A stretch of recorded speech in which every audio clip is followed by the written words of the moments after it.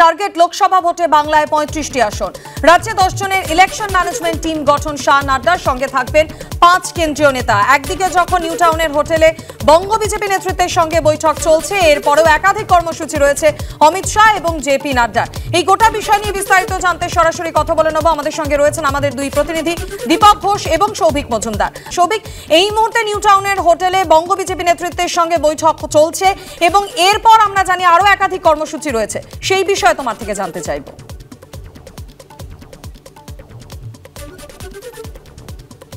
দেখো, তুমি জানো যে সকাল থেকে অমিত শাহ এবং জেপি নাড্ডা তারা একাধিক কর্মসূচিতে অংশ নিয়েছেন। প্রথমে তারা জোড়াসাঁকোর গুরুদ্বারায় গেছিলেন, এরপর সেখান থেকে কালীঘাট মন্দিরে যান এবং সেখান থেকে এই হোটেলে ফিরে এসে সেখানে আপাততভাবে যে বৈঠকের কথা তুমি বা দীপক বললেন সেই বৈঠক চলছে।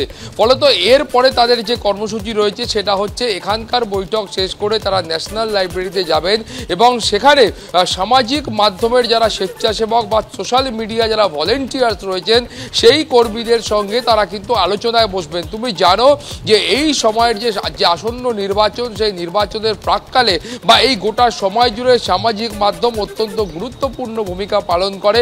ফলত সেখানকার যারা কর্মী বা স্বেচ্ছাসেবক রয়েছেন তাদের সঙ্গে যে আলোচনা রয়েছে, তাদের যে দিক নির্ধারণের প্রয়োজন রয়েছে, দিক নিদর্শনের প্রয়োজন রয়েছে, সেটা কিন্তু অত্যন্ত গুরুত্বপূর্ণ। ফলত সেই দিক নির্দেশের কাজই আজকের সেখানকার বৈঠক থেকে অমিত শাহ এবং জেপি নাড্ডা করবেন।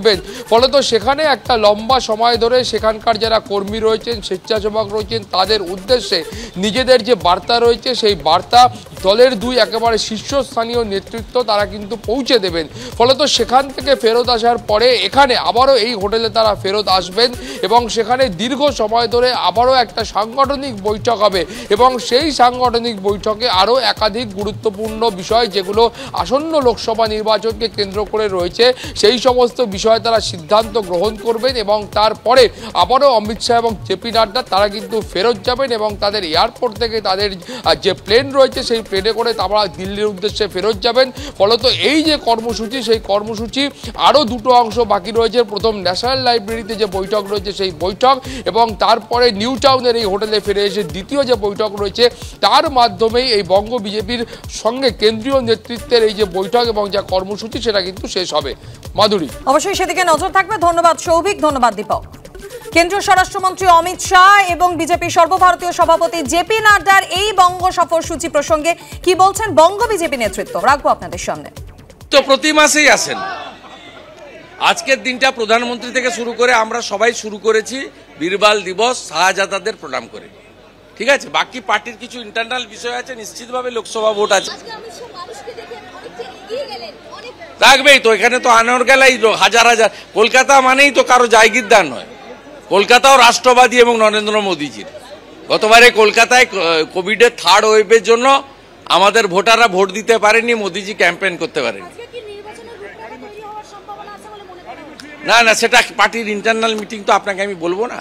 নিশ্চিতভাবে আগামী 4 মাসের মধ্যে নির্বাচন হবে, 4-5 মাসের মধ্যে এপ্রিল মেতে, তার তো আলোচনা হবেই। রাজনৈতিক দল যারা নির্বাচনে লড়ে তাদের লক্ষ্য থাকবে, সেটা কার্যক্ষেত্রে আপনারা দেখতে পারবেন। অবশ্যই তাৎপর্যপূর্ণ, কারণ কি আর 3 মাস বাকি লোকসভার। আমরা মাননীয় গৃহমন্ত্রী এবং মাননীয় প্রধানমন্ত্রীকে কথা দিয়েছি আমরা 35টি আসন তুলে দেব এবং আজকে তারা দুজনেই এসেছেন সাংগঠনিক বৈঠক নিতে।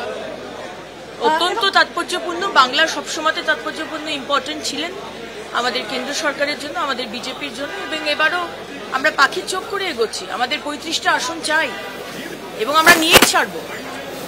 বাংলার মানুষ আমাদের পাশে আছে।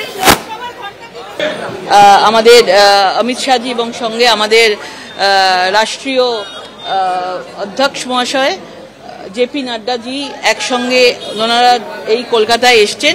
আসন্ন লোকসভা নির্বাচন অবশ্যই বুঝতে পারছেন যে তার প্রস্তুতি শুরু হয়ে গেছে, দামামা বেজে গেছে।